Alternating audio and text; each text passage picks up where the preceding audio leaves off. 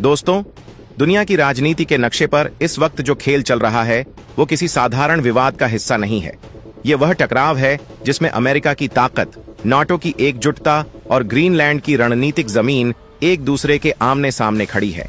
Trump की वो ख्वाहिश, वो सपना जिसमें ग्रीनलैंड को अमेरिकी झंडे के नीचे लाने की कोशिश थी, अब खुद उनके लिए सबसे बड़ा संकट बन चुका है। क्योंकि जिस धरती पर ट्रंप कब्जे का प्लान बना रहे थे, वहीं अब नाटो देशों की सेनाएं उतर चुकी हैं। यूरोप की ताकतें ग्रीनलैंड में एक एक कर डेरा डाल रही हैं और यह सब अमेरिका को खुली चुनौती देने जैसा है। सवाल अब यह है कि क्या ट्रंप अपने ही सहयोगियों से टकराने जा रहे हैं? क्या ग्रीनलैंड आने वाले समय में महाशक्तियों का युद्ध क्षेत्र बन जाएगा? और क्या यह टकराव विश्व राजनीति को एक नए मोड़ पर ले जाएगा? आज की इस रिपोर्ट में हम आपको बताएंगे कि ग्रीनलैंड के इस संकट के पीछे असली कहानी क्या है, कौन कौन से देश वहां अपनी ताकत तैनात कर चुके हैं और ट्रंप की अगली चाल दुनिया के लिए कितनी खतरनाक साबित हो सकती है। दोस्तों, वीडियो में आगे बढ़ने से पहले सबसे पहले आप लोग वीडियो को लाइक कर दीजिए और चैनल को सब्सक्राइब कर लीजिए और कमेंट में अगर आप इंडिया से हैं तो भारत माता की जय अवश्य लिखना। चलिए वीडियो को विस्तार से देखते हैं। ग्रीनलैंड केवल बर्फ से ढका हुआ एक टापू नहीं है, बल्कि यह दुनिया की महाशक्तियों के लिए एक ऐसा सामरिक मोर्चा है जिस पर नियंत्रण पाने का मतलब है पूरे आर्कटिक क्षेत्र पर पकड़ बनाना। यही वजह है कि अमेरिकी राष्ट्रपति डोनाल्ड ट्रंप की नजरें लंबे समय से इस इलाके पर टिकी हुई हैं। ट्रंप इसे अमेरिका की राष्ट्रीय सुरक्षा से जोड़ते हुए यह दलील दे रहे हैं कि अगर अमेरिका ग्रीनलैंड पर अपना प्रभाव नहीं बढ़ाता तो रूस और चीन जैसे देश इस क्षेत्र में अपनी ताकत मजबूत कर सकते हैं। लेकिन ट्रंप का यह तर्क अब उन्हीं के लिए सबसे बड़ी मुश्किल बनता जा रहा है, क्योंकि ग्रीनलैंड डेनमार्क का हिस्सा है और डेनमार्क खुद नाटो का सदस्य देश है। इसका सीधा अर्थ यह है कि अगर अमेरिका ग्रीनलैंड पर किसी भी तरह का दबाव या सैन्य कदम उठाता है तो वह केवल डेनमार्क ही नहीं बल्कि पूरे नाटो को चुनौती देने जैसा होगा। यही वह बिंदु है जहां से हालात बदलने शुरू होते हैं।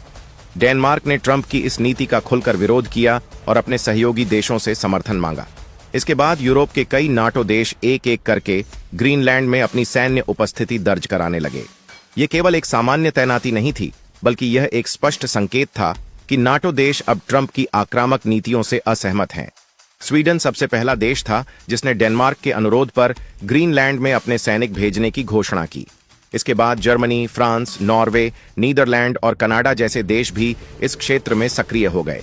इन देशों ने अपने अपने स्तर पर सैन्य सहयोग बढ़ाते हुए यह दिखाया कि ग्रीनलैंड अब केवल अमेरिका की रणनीति का हिस्सा नहीं बल्कि एक अंतर्राष्ट्रीय सुरक्षा मुद्दा बन चुका है।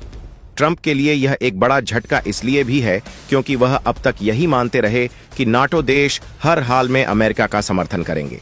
लेकिन ग्रीनलैंड के मामले में नाटो का रुख बिल्कुल उल्टा नजर आ रहा है। अब वही देश जो अमेरिका के साथ खड़े होते थे, आज डेनमार्क के समर्थन में अपनी सेनाएं ग्रीनलैंड में तैनात कर रहे हैं। अमेरिका के भीतर भी इस कदम को लेकर चिंता बढ़ती जा रही है, क्योंकि अगर ट्रंप ने ग्रीनलैंड पर कोई आक्रामक फैसला लिया तो इससे नाटो और अमेरिका के बीच खुला टकराव हो सकता है। और अगर नाटो के भीतर दरार पड़ी तो इसका फायदा सीधे रूस और चीन जैसे देशों को मिलेगा। यही वजह है कि ग्रीनलैंड का यह संकट अब केवल एक क्षेत्रीय विवाद नहीं रहा, बल्कि यह महाशक्तियों की रणनीति, सुरक्षा और वैश्विक संतुलन का सबसे बड़ा केंद्र बन चुका है। ग्रीनलैंड में नाटो देशों की बढ़ती हुई सैन्य मौजूदगी ने इस पूरे घटनाक्रम को एक नए स्तर पर पहुंचा दिया है, क्योंकि यह पहली बार है जब अमेरिका को उसके अपने सहयोगी खुले तौर पर चुनौती देते दिखाई दे रहे हैं। अब तक ट्रंप केवल टैरिफ और दबाव की राजनीति के जरिए ग्रीनलैंड को अपने प्रभाव में लाना चाहते थे, लेकिन जैसे ही यूरोपियन देशों ने वहां अपने सैनिक भेजने शुरू किए, ट्रंप के लिए हालात पूरी तरह बदल गए। डेनमार्क ने साफ कर दिया है कि ग्रीनलैंड उसकी संप्रभुता का हिस्सा है और वह किसी भी हालत में इस क्षेत्र पर बाहरी कब्जे को स्वीकार नहीं करेगा। यही कारण है कि उसने नाटो से सहायता की मांग की। इसके बाद नाटो के कई देशों ने ग्रीनलैंड में अपने सैन्य कर्मी तैनात कर दिए। यह कदम सीधे सीधे ट्रंप की उस नीति को चुनौती देता है जिसमें वह ग्रीनलैंड को अमेरिका की सुरक्षा के लिए जरूरी बता रहे थे। ट्रंप का कहना है कि अगर ग्रीनलैंड पर अमेरिका का प्रभाव नहीं रहा तो रूस और चीन इसका फायदा उठा सकते हैं। लेकिन नाटो देशों का तर्क बिल्कुल अलग है। उनका कहना है कि ग्रीनलैंड पहले से ही नाटो की सुरक्षा छतरी के भीतर आता है, क्योंकि वह डेनमार्क का हिस्सा है। इसलिए अमेरिका का इस पर अलग से दावा करना नाटो की एकता और नियमों के खिलाफ है। यूरोप के इन देशों ने केवल सैनिक ही नहीं भेजे, बल्कि ग्रीनलैंड के आसपास के क्षेत्रों में अपनी सैन्य गतिविधियों को भी तेज कर दिया है। इससे अमेरिका की आर्कटिक रणनीति को बड़ा झटका लगा है। ट्रंप के लिए सबसे बड़ी समस्या यह है कि अगर वह इस मुद्दे पर आक्रामक कदम उठाते हैं तो उन्हें अपने ही सहयोगी देशों से टकराना पड़ेगा। यह स्थिति नाटो के इतिहास में एक नई दरार की शुरुआत मानी जा रही है, क्योंकि अब तक अमेरिका को नाटो का सबसे बड़ा नेता और संरक्षक माना जाता था, लेकिन ग्रीनलैंड के मुद्दे ने यह दिखा दिया है कि उसके सहयोगी अब हर फैसले में आंख मूंद कर उसका साथ देने को तैयार नहीं है। यही कारण है कि ट्रंप की बयानबाजी और भी आक्रामक हो गई है। उन्होंने खुलकर कहा है कि जो देश ग्रीनलैंड के मामले में अमेरिका का साथ नहीं देंगे, उन पर भारी टैरिफ लगाया जाएगा। यह धमकी केवल आर्थिक दबाव नहीं बल्कि राजनीतिक संदेश भी है। लेकिन इस बार यूरोप झुकता नहीं दिख रहा, बल्कि नाटो देश यह साबित करने में लगे हैं कि वे ट्रंप की एक तरफा नीतियों से सहमत नहीं हैं और ग्रीनलैंड की सुरक्षा के लिए एकजुट होकर खड़े हैं।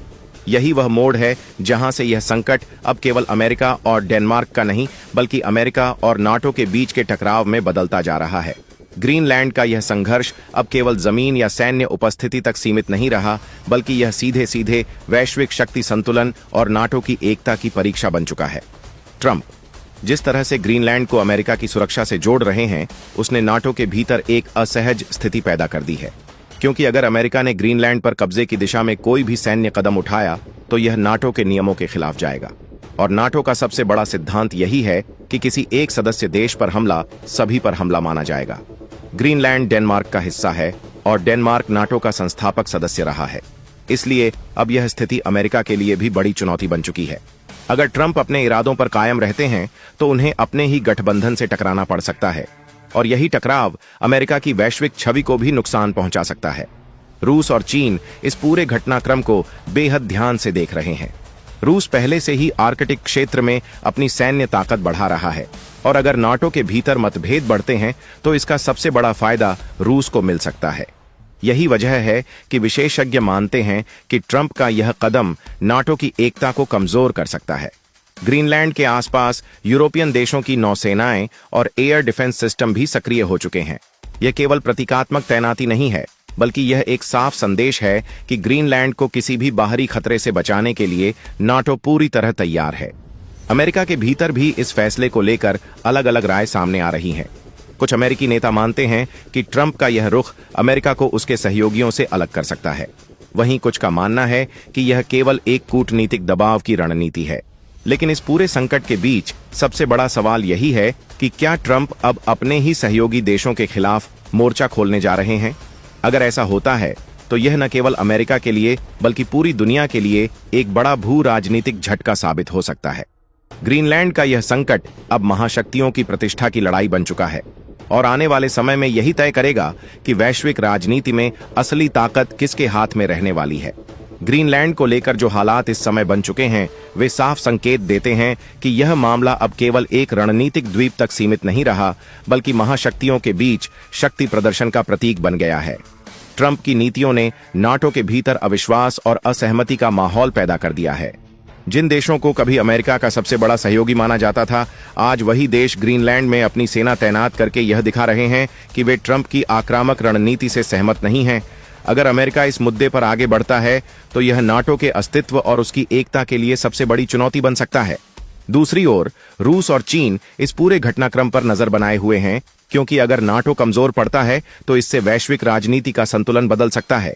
भारत जैसे देश के लिए यह स्थिति बेहद महत्वपूर्ण है, क्योंकि बदलती हुई विश्व व्यवस्था में संतुलन और शांति की भूमिका निभाने का अवसर भी भारत के पास आता है।